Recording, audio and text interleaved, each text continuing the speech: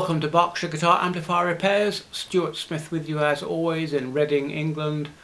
And today I thought I'd show you this amplifier. I don't think the repair is going to be particularly interesting, but it's an interesting little amplifier which I've never seen before. It's called a Marshall 30 watt lead, and it's got this interesting long thin form factor. So I thought it would just be quite interesting to have a little look at this amp. It's a transistor amp, so no valves here. I think the problem is noisy pots and maybe a bit hissy or hummy. We'll switch it on, have a listen, and then we can have a look inside. I don't suppose there'll be much inside. A couple of power transistors and a few preamp transistors, no doubt. But anyway, a fun and interesting little amp for you to have a look at. And here's the amp. As you can see, it's got quite a tall shape and nice simple controls: on off switch, fuse, bass, treble, bright, normal, and some inputs. So I think it actually looks quite cool. Not sure when it was built, maybe 70s or 80s. Anyway, let's turn it on and see what it sounds like. Right, let's power it up, see what happens. No horrible noises so far.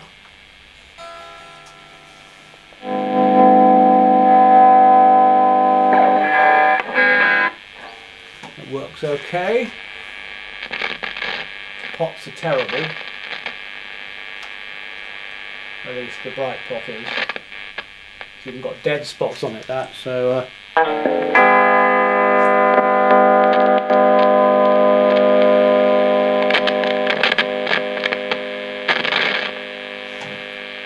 and it's a little bit buzzy. Can you hear that?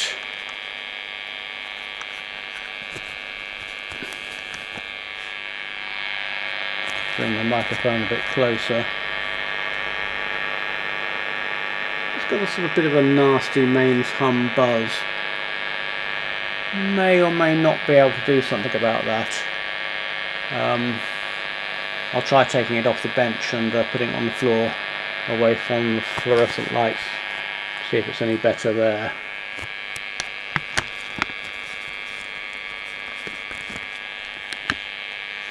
Let's have a listen. Sometimes the lights in this workshop can be a bit problematic. Yes, that's gone away completely. That's a horrible nasty buzz. I've got some fluorescent lights just up there. So may just be a pot service on this, so let's turn it off, take the chassis out, service the pots and have a look inside. Okay, in order to get the chassis out I had to take the front off, and it's got two quite decent speakers in there actually, quite nice ones. I think I'm going to desolder the speaker connectors there to take the tension off this wire here and allow me to take the chassis out, so I'll do that quickly. Right, here's the chassis out, and here's what we need to know. It was May 77. I said 70s. Presumably AC, something control maybe, Spectrum or something. Linda, where are you now, Linda? Honestly, I haven't seen you for 50 years. And yeah, well there you go. That's that. It's pretty pristine this actually for 1977. It's hardly got a mark on it. So let's flip it upside down and see what we have inside. I'm not going to get any surprises here. And there we go. Okay, mains transformer's loose, so we'll need to sort that out. And we have a simple bridge rectifier, a bit of smoothing, a couple of preamp transistors, as I said, two there, actually 3 or 4. And we're driving a pair of better 3055s, and indeed they are. My good old friend, a 2N3055, the very first audio amplifier I made back in the 70s, used a pair of these. Good solid transistor. So basically what we've got here is a standard transistor amp. Now what I might do, obviously servicing the pots, fairly straightforward. Check these caps for bulging, but I think they'll probably be okay. I may just have a little look at this transistor here, and aren't they good? Look, they've even labelled up the emitter, base and collector. And see if we can find one that's a little less noise, like a low noise transistor in there, because he said it's a bit hissy. This been hissy from new, and I bet you anything you like it's that transistor is just a bit noisy. We'll have a look and see what that is. Other than that, there's nothing much to do or say about this amp. Very standard transistor amplification stages, bit of tone control going on, driving a pair of, what that transistor's doing. Interesting. Not sure what that one's doing. Oh well. TR6. I'll have a quick look actually, see if we can get a schematic for this. And tell you what else I've noticed on this. We have tantalum capacitors all over the place. 1, 2, 3. Notorious for failing, tantalum capacitors. I might just swap those out for standard axial radial electrolytics. That would be a good precaution, that. Anyway, that's it. As you can see, nothing to it really. We'll sort this out. Not quite sure what's going on there. Might just, oh yeah, it's just a bit loose. A bit of tightening up will do that. And yeah, let's have a little look. 1, 2, 3, 4 tantalum capacitors. If I'm taking the board out anyway, won't take me long to swap those out. And let's have a little look what this transistor is. I think I'll see if I can get a schematic first, because that will tell me what we have here. Right, I've just had a look. I can read them very clearly. They're both BC184s, standard NPN signal transistor, but they're not BC184Ls, which is the low noise version of that. I'm pretty sure I've got some of those in my goodie box somewhere, so if I just swap those two out for BC184Ls, I think that will reduce the noise a little bit on that front end. Okay, I've been online, and this amp is super rare. It's incredibly unusual. It's a JMP2201, and I can't find a schematic for it at all. I've asked a couple of my amplifier repair mates if they've got it. I mean, we don't need it, but it would just be interesting to have a look at it. So I found a couple of BC184Ls. Slight question mark in it, I'm pretty sure, could be wrong, but the pinout on a BC184L is base collector emitter from top to bottom there. The way I always remembered that, it's not true for all transistors, like I always remembered it as hold it like a D and it's BCE. That's how I always remembered it. So it's holding it like a capital D and it's BCE. However, that's not true for what they've written on these transistors here. They've got emitter base collector, collector base emitter on these. So I'm just going to have a look, make sure maybe the BC184 has a slightly different pin configuration than the 184L hasn't. So I'll just double check that. And then whilst I'm waiting to get the schematic, I'll pull out this. I've already taken the knobs off. I'll pull out this board and we'll make a start on swapping out these components. I've got the go-ahead from the customer. And a quick update on our transistor. Yes, I had remembered it correctly. It is hold it like a D and it's BCE. That's the BC184L, a transistor I used all the time back in the day. But the BC184 is a bit earlier, really, and has indeed got a different pin configuration. So this is correct, obviously, and this is correct. We're going to have to sort of twist the leads round in here to get that right. So I'm glad I checked that and just didn't go ahead and replace this one exactly the same as that one with a flat like that. So let's pull the board. I'm going to run a craft knife down there to get that glue undone. Take the pot nuts off, and the board should come out without too much issue. Okay, the board is out, came out quite simply. So I think we'll just flip this upside down and let's take off these washers from the jack plugs. And I'm going to take out these two transistors. 1, 2.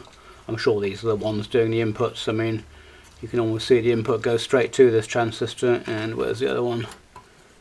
here. Maybe not an input one, don't know. Anyway, what the hell, we'll just swap those two out. They've bent the leads over on these, which is a bit annoying.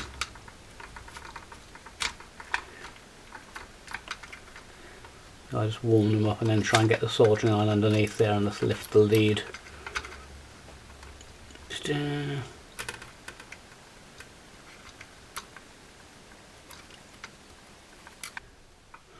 Bit of an art desoldering. There's all sorts of kind of different techniques you need. Actually, this is interestingly not playing ball.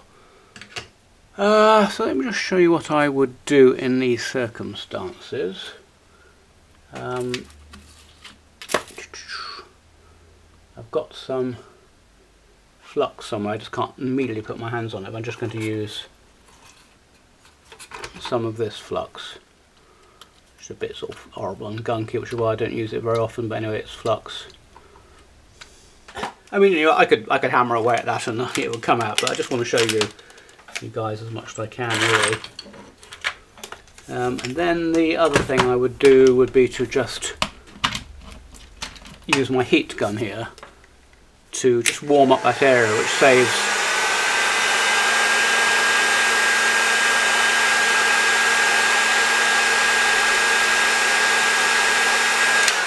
the soldering iron having to do a huge amount of work to heat sink down into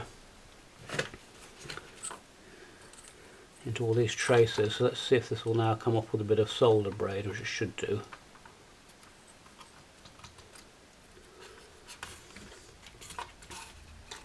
Might just need a bit of a sharp tug. Yeah, that's all it needed. Yeah, they're bending over the leads, which is a bit of a pain. I won't show you both of them, but some people I know like to see the basic techniques that I use.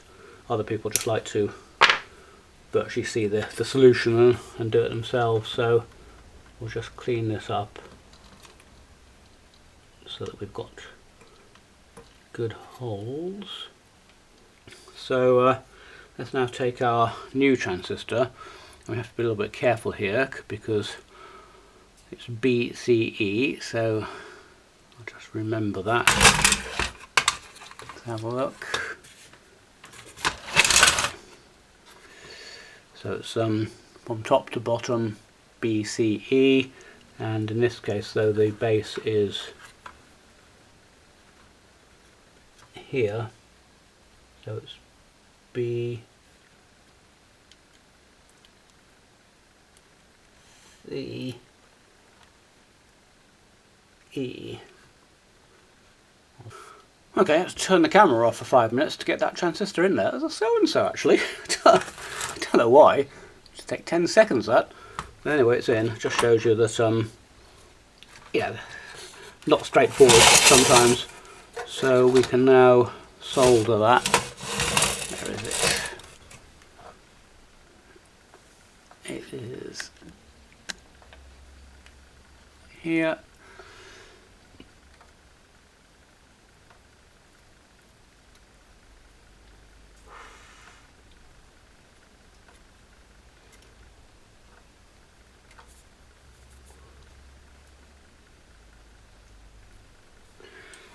Right, there we go. Let's check the orientation.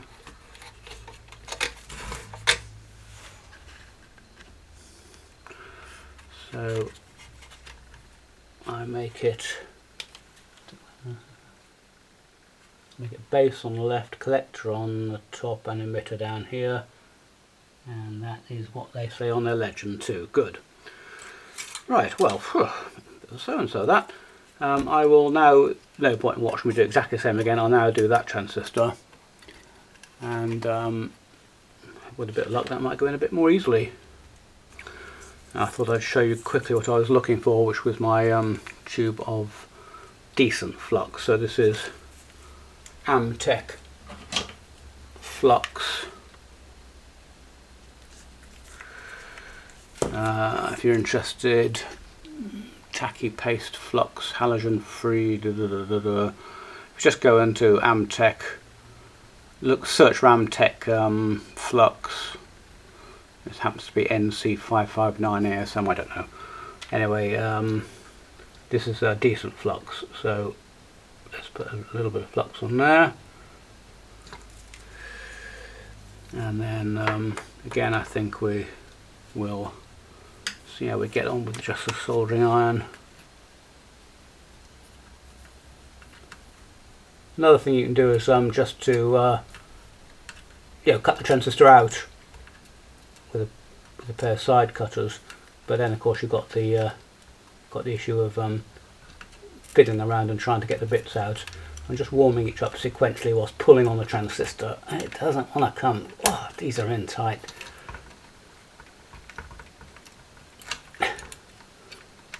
But that did actually in the end come out.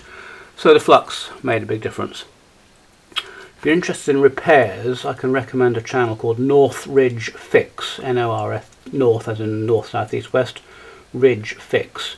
He's a guy who repairs laptops, which I don't, of course, and oh my God, he is really worth watching, the repairs he does, and he was the one who turned me on to this flux. I think really the problem here is that it's a single-sided non-plated through board, so for some reason that's causing the solder not to wick. Anyway, we have our other transistor, so let's just pop that in. I won't bore you with that. Right, that one went in, no trouble whatsoever. The Northridge Fix guy, whose name I've forgotten, has an expression, flux is your friend, and when he's taking off a surface mount chip he just pours flux all over it. And that's one of the key things to taking off those surface mount chips, which is not something I do, by the way. I don't attempt anything like that. Right, so put the flux away into its little bag, and now what I want to do now is to test the amp again, because I don't like doing a lot of work on an amp only to find it doesn't work and you think, oh well, what was it, I've changed 14 transistors, 9 capacitors, and I don't really know what's wrong. So we will just put a couple of nuts on to hold the amp in place, and then we'll give it another quick test. We probably won't be able to hear the noise difference. I don't know, we might do. So I'll turn it on in a moment. Okay, there we are, all connected up, and that works fine. Now, is it quieter? Let's have a listen.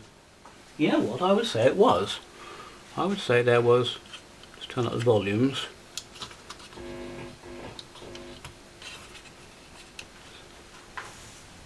Considerably less hiss there. Well, that's excellent.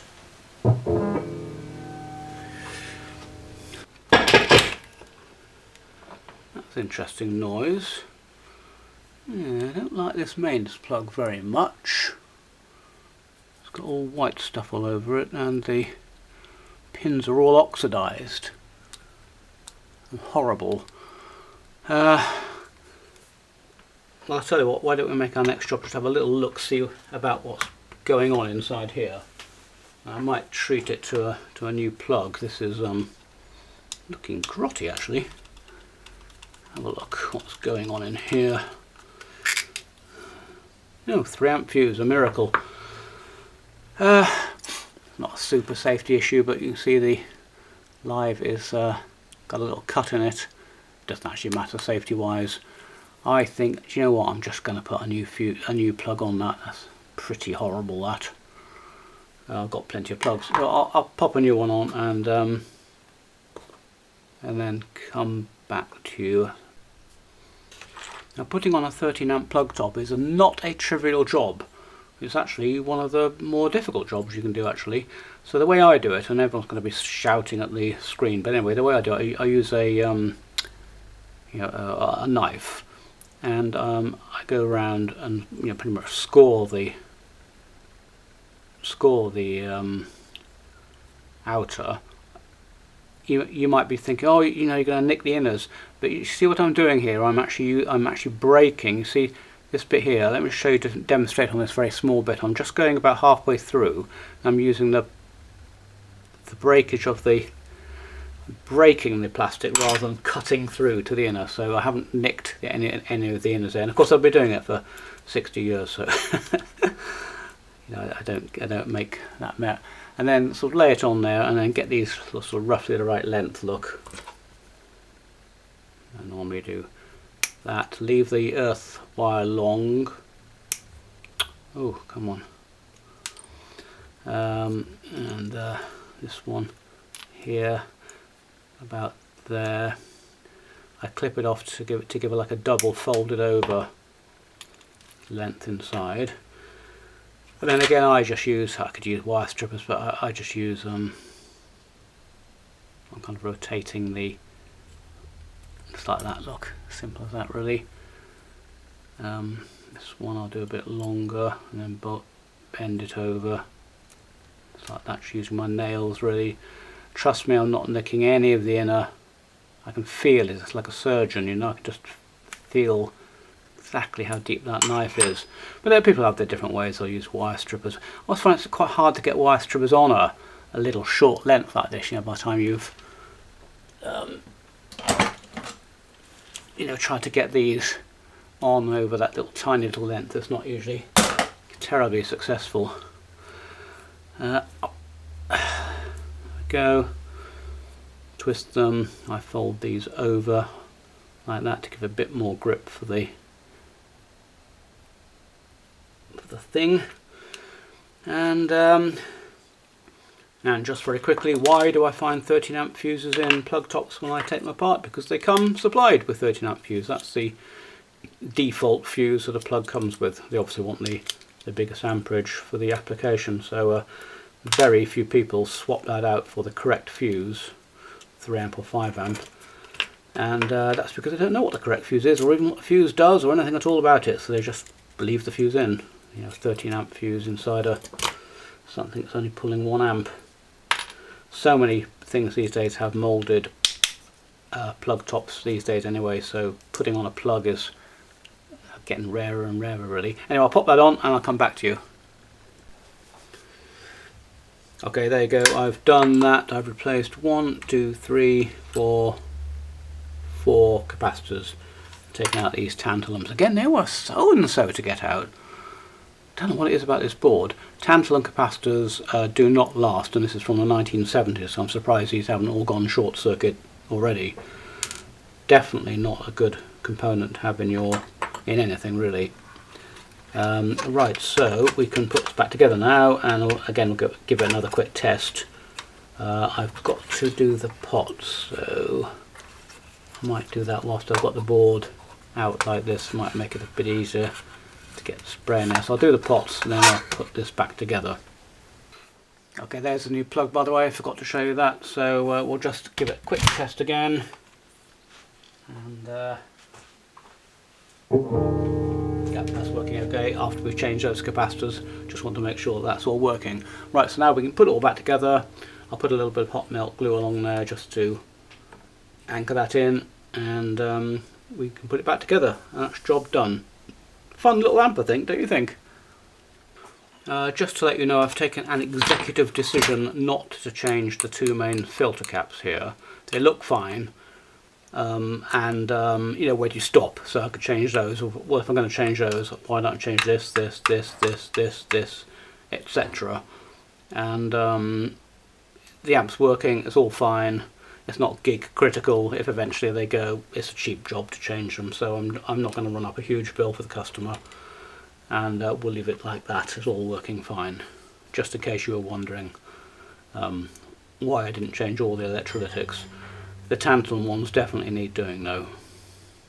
So looking now at this transformer, you can see what's happened. The amp has been dropped at some point and it's loosened the transformer and also bent the chassis. This is a design fault on the part of Marshall, in that this chassis is not thick enough to support the weight of this transformer, and if you drop it, it'll just bend the chassis. So not very good design. but this is many years ago, so maybe we can forgive them. So I need to decide what to do here. In fact, you can sort of see that I don't think these dimples are original in here. Like a dimple in there and a dimple in there. It's possible they are, but I bet they're not. So not quite sure what to do. I could take the chassis off and put an aluminium plate, a thicker aluminium plate there, and then bolt it through again. That might yeah, that might do it. Oh well, let's get the, we can't leave it like this. I mean, I could just tighten those up, but that's a bit naff, isn't it?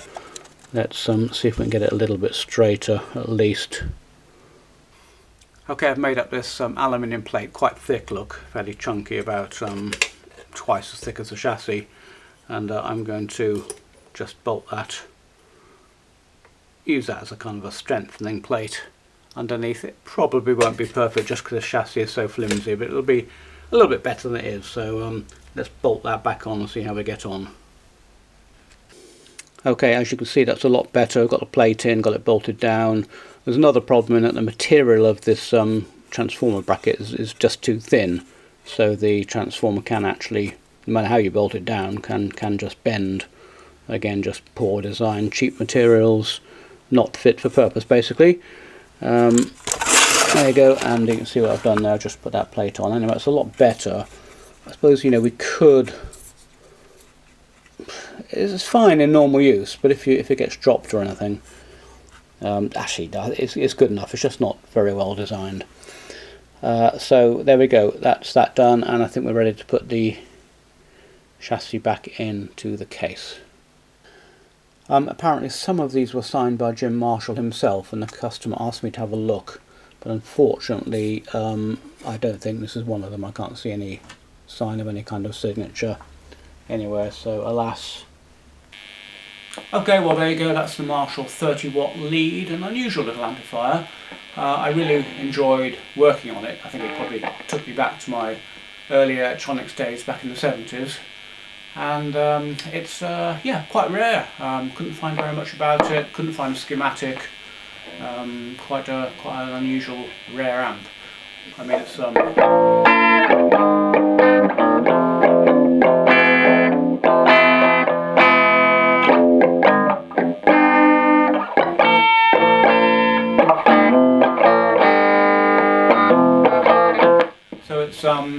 it's called a lead, so I guess it is supposed to be, you know, a bit more bright. It's a very bright, harsh might be a bit harsh, but very bright, brittle sounding amp, which maybe for a lead is what you want. It sounds exactly like what it is, a transistor amplifier. So yeah, not my favourite sort of sound, but for a lead guitar back in the day, it might have been quite nice to sort of cut through the rest of the band. So anyway, hope you enjoyed that one. I certainly did, and I'll see you on the next video.